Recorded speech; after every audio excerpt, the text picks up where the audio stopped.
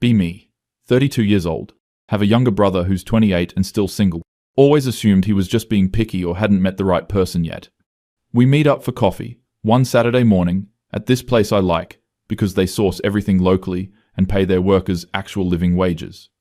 He looks tired, like really tired. Not just physically, but something else. Ask him what's going on and he just sighs. Says dating has become completely exhausting. Immediately think, okay, here we go. Another guy who's going to complain about women having standards. But I don't say that because he's my brother and I love him. Instead, I ask him to explain what he means.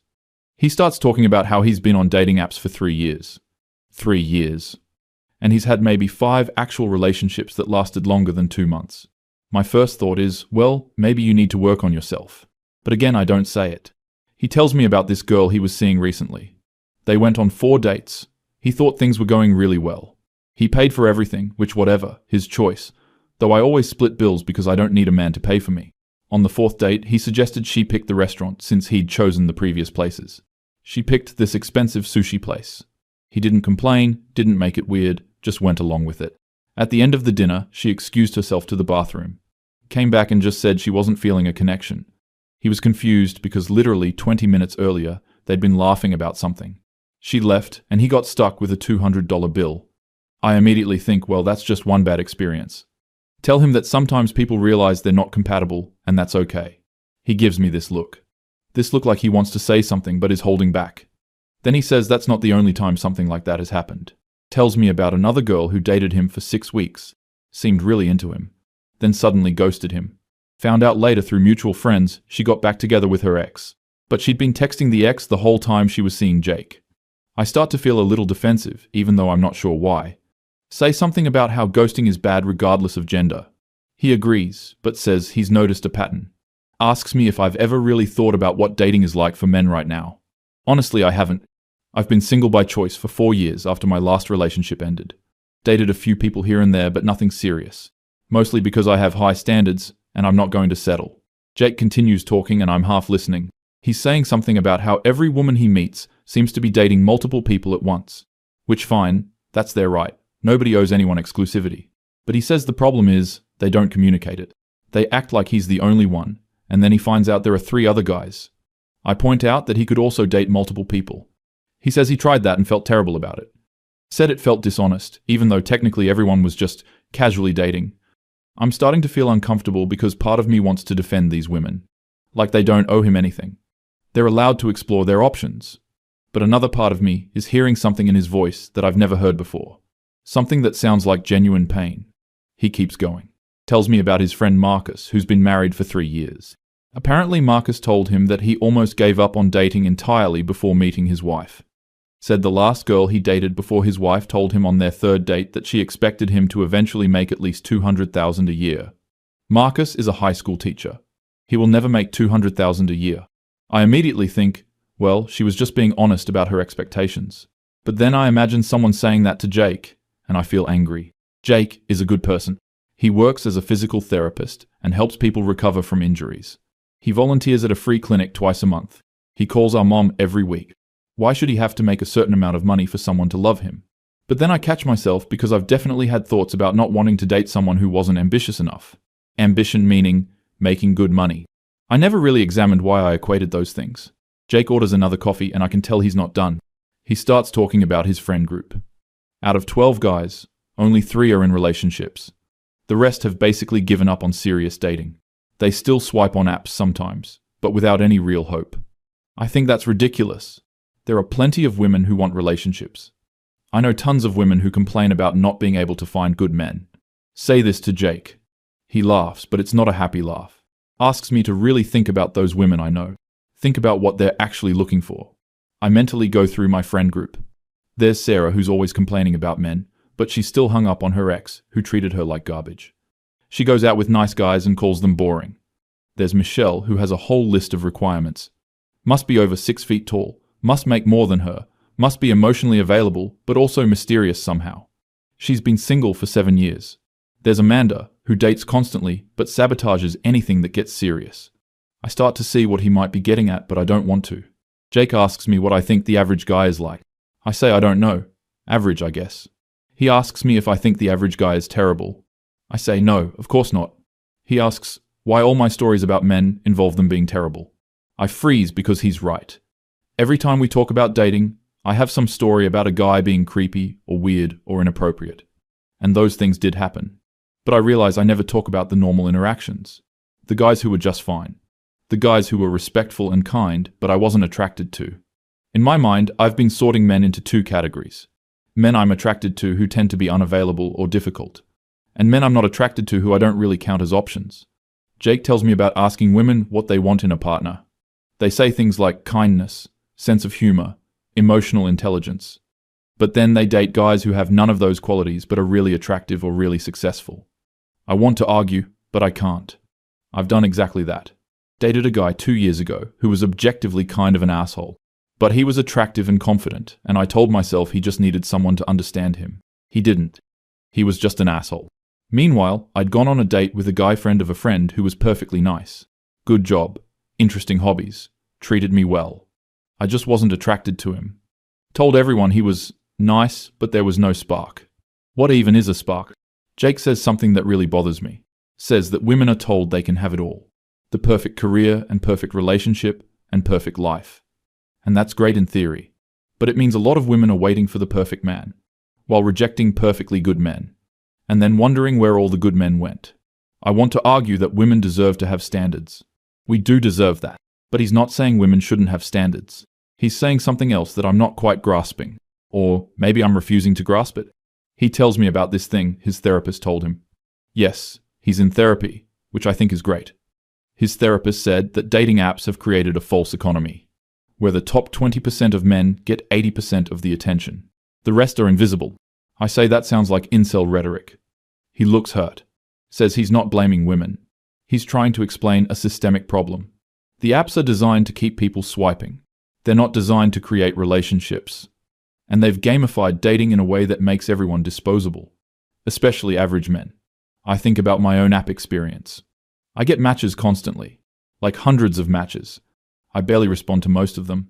The ones I do respond to are usually the most attractive ones, or the ones with the most impressive profiles. What happened to all those other men? The ones I swiped right on out of boredom or curiosity and then ignored. They're people. They probably felt hopeful for a second, then nothing. I did that hundreds of times. Never thought about it as hurting anyone. They're just apps. But Jake is describing what it's like on the other side, sending message after message into a void, getting no responses, or getting responses that go nowhere, matching with someone and having a good conversation, and then she just stops replying. No explanation. Just gone. He says it makes you feel worthless after a while. Like you're not even worth the energy of a not interested. I've definitely done that. I've been talking to a guy and then just stopped responding because I got busy or wasn't feeling it anymore. Didn't think I owed him anything. We weren't in a relationship. But hearing Jake describe how that feels makes me uncomfortable. He's not done though. He talks about how dating advice for men is contradictory. Be confident, but not arrogant. Be interested, but not too eager. Be successful, but don't make your career your whole personality. Be emotionally available, but not needy. Show initiative, but respect boundaries, which apparently means waiting for explicit permission for everything. I say respecting boundaries is important. He agrees immediately. Says he's not arguing against consent or respect, but that there's no room for error anymore. One miscommunication, and you're labeled a creep. He tells me about a date, where he went in for a kiss at the end of the night. He thought the date went well. She'd been laughing, touching his arm, all the signs. When he leaned in, she pulled back. He immediately apologized and backed off. She said it was fine. He felt terrible and texted her the next day, apologizing again. She responded, saying she appreciated the apology but didn't want to see him again. 2 weeks later, he saw a post in a women's group online, recognized the story. She'd written about him, called him pushy and aggressive, said he didn't respect her boundaries. The comments were full of women saying she dodged a bullet, that he was probably dangerous, all because of a misread signal and an attempted kiss that he immediately backed off from. I want to say that's not typical, but I've seen posts like that. I've probably participated in posts like that. Anytime a friend tells a story about a date that went wrong, I've assumed the guy was in the wrong. Jake asks me if I know what it's like to be assumed to be a threat, to be a problem by default. Every interaction with a woman you don't know comes with this undercurrent of having to prove you're not dangerous, which you can't really prove. So you're just always slightly suspect. I think about all the times I've clutched my keys walking to my car. All the times I've crossed the street to avoid a man at night. That's my lived experience, and it's valid. But I never thought about what it means to be the man in that scenario. The one who's just walking home from work. Who notices a woman cross the street to avoid him. Who has done nothing wrong but is treated like a potential rapist. Jake says he understands why women are cautious. He has female friends who've been assaulted and harassed. He gets it. But it still hurts to be prejudged. To have someone assume the worst about you because of your gender. And I realize that's exactly what I've been doing my entire adult life. Assuming the worst. Every man is potentially dangerous until proven otherwise. Which means every man starts in a hole. Has to work his way up to neutral before he can even be considered as a person. My head is starting to hurt. Jake is talking about his last serious relationship. It ended 8 months ago. They dated for a year and a half. He thought she might be the one. Started looking at rings. Then she sat him down one day and said she needed to be honest. She'd been having doubts for 6 months. 6 months. Had been talking to her friends about whether she should stay or go. Her friends apparently told her she could do better. Better than Jake. Who loved her and treated her well and was planning a future with her. She broke up with him saying she needed to explore her options while she was still young. She was 29. Not exactly running out of time. He was devastated. Found out a month later she was already in a new relationship. With a guy who, from what Jake could tell from social media, was conventionally more attractive. Worked in finance. Made a lot more money. I remember when this happened. I comforted Jake, but internally I thought, well, if she wasn't feeling it, she wasn't feeling it. People are allowed to leave relationships. And they are. But hearing him tell it now, I hear something I missed before. The cruelty of staying for 6 months while knowing you were going to leave. Of treating someone as a placeholder while you worked up the courage to trade up. Jake says that's what dating feels like now. Everyone is always looking over your shoulder for someone better. You're never enough. There's always someone taller or richer or funnier or more exciting. And the apps make it so easy to find them. Or to think you can find them. I'm feeling really defensive now. Say something about how men do the same thing. Men are always looking at other women. Men cheat and lie and leave. He doesn't disagree. Says some men are terrible. But asks why we're comparing him to the worst men. Why isn't he compared to himself? Judged on his own merits. Why does he have to pay for what other men have done? I don't have an answer for that. We sit in silence for a bit. My coffee is cold. I'm thinking about all the conversations I've had with women about men. All the generalizations. Men are trash. Men are dogs. Men only want one thing. I've said all of these things. Laughed at memes about them. Posted about them online. But Jake isn't trash. My dad isn't trash. My uncles aren't trash. Most of the men I actually know in real life are pretty decent. So why do I talk about them like they're not? Jake asks me what I want in a partner. I start listing things. Emotionally intelligent, good communicator, ambitious, kind, funny, shares my values. He asks about physical attraction. I say, that's important too, obviously. He asks, how important? I think about it honestly. Very important. More important than I want to admit. I've rejected men who had all the other qualities because I wasn't physically attracted to them. Told myself attraction is necessary for a relationship, which is true. But I never examined what I'm attracted to or why. Jake asks if I think my standards are reasonable. I bristle at this. Say that having standards isn't unreasonable. I shouldn't have to settle. He agrees I shouldn't settle, but asks what settling means. Is it settling to date someone who's 5'9" instead of 6 feet tall? Is it settling to date someone who makes $60,000 a year instead of $100,000? Is it settling to date someone who's average looking but treats you amazingly? I want to say no, but I've rejected men for all of those reasons. Not explicitly. I never said you're too short, or you don't make enough money. I just said there was no connection, which was true from my perspective. But why was there no connection? Maybe because I didn't give them a real chance. Maybe because I was comparing them to some impossible standard. Jake tells me about a conversation he had with Marcus's wife. She told him that Marcus wasn't the type of guy she usually dated. Her type was tall, athletic, very conventionally attractive. Marcus is average height, kind of skinny, nothing special looks-wise. But her friend convinced her to give him a chance. She went on a first date with low expectations. Marcus was funny and sweet and interesting. She agreed to a second date. By the fourth date, she realized she was attracted to him, not despite his looks, but because she was starting to see him as a whole person. They've been married 3 years, and she says he's the love of her life. But she almost didn't give him a chance. Almost dismissed him because he wasn't her type. I think about my type. My type has consistently made me unhappy. Every guy I've been seriously attracted to right away has ended up being wrong for me. The relationships that lasted longest were with guys I was less immediately attracted to. But I still left them. Still felt like something was missing. Maybe what was missing was that initial spark of intense attraction. That feeling I got with the wrong guys. The ones who were emotionally unavailable or self-centered. Maybe I've been confusing anxiety for attraction. Jake is looking at me, and I can tell he's trying to figure out if I'm understanding what he's saying. He tells me he's not trying to make me feel bad. He just wants me to understand why he's struggling. Why a lot of men are struggling. And it's not because women are terrible. It's because the whole system is broken. Dating apps, social media, hookup culture, the paradox of choice. All of it has made dating transactional. People are products. You swipe through them like you're shopping. If someone doesn't immediately meet every criterion, you move on. There's no patience. No willingness to let something develop. I realize I've been doing exactly this. Treating dating like I'm shopping for a person. Expecting to find someone who checks every box. And when they don't, I just keep looking. Because there are always more options. Except there aren't really. Not quality options. Not people who actually want to build something real. Jake says something that really hits me. Says that women have more options than ever in terms of education and career and independence. Which is genuinely great. He's happy for women. But it's created a weird imbalance in dating. Women don't need men for financial security anymore. Which means men are chosen purely on attraction and compatibility. But the standards for attraction have gotten insane. And compatibility is judged in seconds based on a profile. Men are more disposable than ever. And average men are invisible.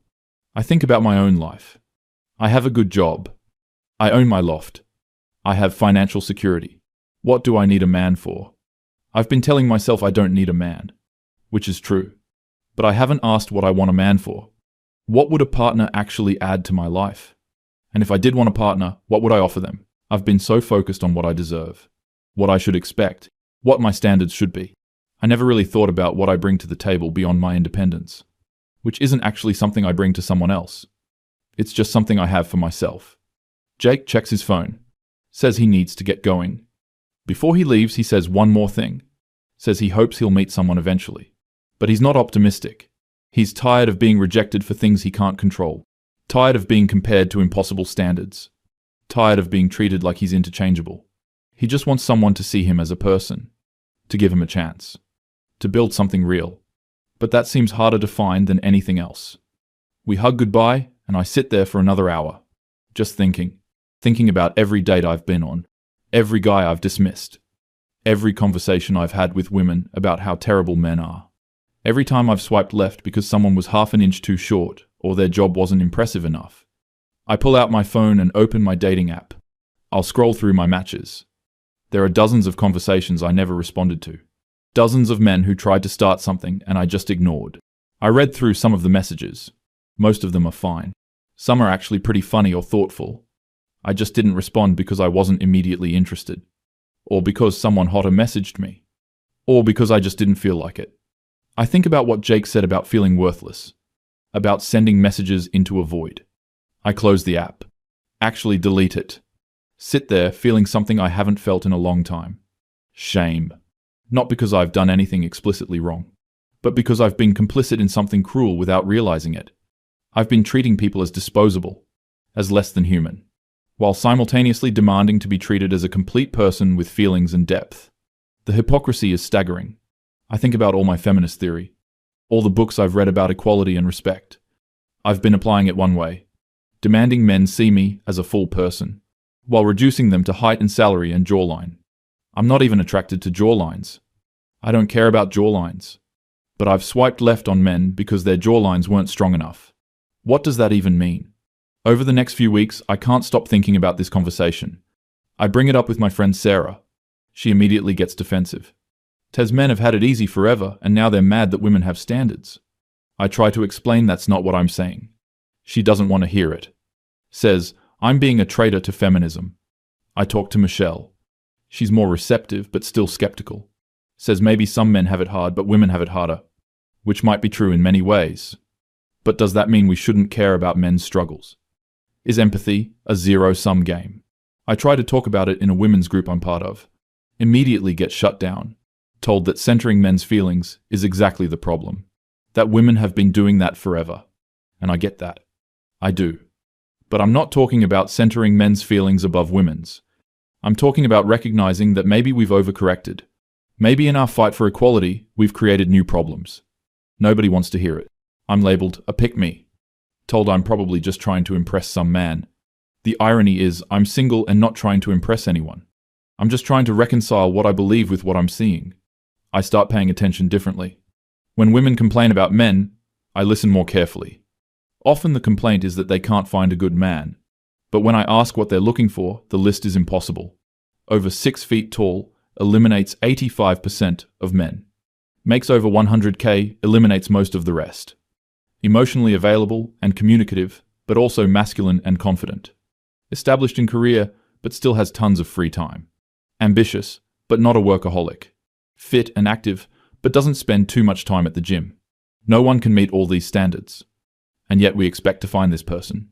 And we expect them to be immediately attracted to us. And we expect them to pursue us, but not too aggressively. And we get angry when they don't exist. I'm watching my friends swipe through dating apps. They're brutal. Dismissing men in seconds for the smallest things. Weird smile, left swipe. Bathroom selfie, left swipe. Holding a fish, left swipe. Any job that isn't impressive enough, left swipe. Anything that isn't immediately perfect, left swipe. And I realize we've been doing to men what we accuse men of doing to women. Reducing them to their looks and utility. Treating them as objects to evaluate. And then we wonder why dating is so hard. Why men are withdrawn. Why there are no good men left. Maybe there are good men. Maybe we've just trained ourselves not to see them. I think about my brother Jake. He's a good man. He'll probably be alone for a long time. Not because there's anything wrong with him, but because women like me have created a system where men like him are invisible. Where average and good aren't good enough. Where you have to be extraordinary just to be considered. And I don't know how to fix it. Can't even talk about it without being attacked. Feminism was supposed to be about equality. About seeing each other as full human beings. But somewhere along the way, it became about something else. About women winning and men losing. About revenge for historical wrongs. About having the upper hand. And maybe that was necessary for a while. Maybe we needed to overcorrect to find balance. But we're not finding balance. We're just creating new inequalities. New pain. New loneliness. I'm sitting in my loft that I'm so proud of. My space that represents my independence. And I'm alone. By choice, I always said, but is it really by choice? Or is it because I've been choosing wrong? Looking for wrong things. Expecting impossible things. I think about Marcus's wife. How she almost didn't give him a chance. How she had to be convinced to look past her type. And now she's happy. Actually happy. Not waiting for someone better. Not keeping her options open. Just happy with a good person who loves her. When did that become settling? When did good become not good enough? My phone buzzes. It's Jake texting me, asking if I want to get dinner next week. I say yes. He sends back a smiley face. Such a simple thing. He's not mad at me, not blaming me. He was just trying to help me understand. And I'm starting to. Not just understanding his dating reality, but understanding what I've contributed to it. Understanding that my beliefs and my actions haven't been aligned. Understanding that equality means actually treating people equally, not just demanding equal treatment for myself. I don't know what I'm going to do with this understanding. I can't fix the dating market. Can't change how other women think. Can barely talk about this without being attacked. But I can change how I approach things. I can stop treating people as disposable. I can examine my own standards and figure out what actually matters. Can give people real chances, instead of making snap judgments. We can recognize that a good person is rare and valuable, regardless of their height or salary, or how strong their jawline is. It's not much, but it's something. And maybe if more people started thinking this way, things would change. Or maybe they won't. Maybe this is just how things are now. Maybe my brother and men like him will continue to struggle, while women like me wonder where all the good men went, never realizing we're the ones who made them disappear, not by being too picky, but by being picky about the wrong things, by valuing the superficial over the substantial, by treating people as products instead of people. I finish my coffee even though it's cold now, leave the cafe and walk home through the city, past couples holding hands. Wonder how many of them almost didn't happen. How many times one of them almost swiped left. How many near misses there are in every love story. And how many love stories never start because someone wasn't tall enough or rich enough or immediately exciting enough. Get back to my loft. Sit on my couch, in my space that I earned. Feel proud and empty at the same time. This is what I wanted. Independence, success, freedom. And I have it. But Jake was right. Having everything doesn't mean anything if you're alone. And I've been choosing alone. Over and over. Calling it standards. Calling it knowing my worth. Calling it refusing to settle. When really, I've just been refusing to see people as they actually are. Refusing to give them a chance to be human. Complex and flawed and average and good enough. My phone is in my hand. Dating app is deleted. I could re-download it. Start swiping again. Looking for that perfect person who doesn't exist. Or I could do something different. I text my friend Amanda. Ask if she's still friends with that guy from her gym. The one she tried to set me up with last year. The one I said no to because his profile picture wasn't great. She responds asking why. I tell her I think I might have been too quick to judge. She sends me his number. Says he's a really good guy. That word again. Good. Such a simple word. Used to think it meant boring. Now I think maybe it means something else. Maybe it means exactly what it says. I save the number. Don't text yet. Need to think about what to say. Need to think about what I actually want. I need to think about who I've been and who I want to be. Jake was right about everything. And he didn't even say I told you so. Didn't gloat or lecture. Just shared his experience. Trusted me to understand. And finally, I do. Finally, I see what I've been doing. What we've all been doing. And I don't know if understanding changes anything. But at least now, I know. At least now I see the good men. The ones who've been there all along. Invisible in plain sight. Waiting for someone to actually see them.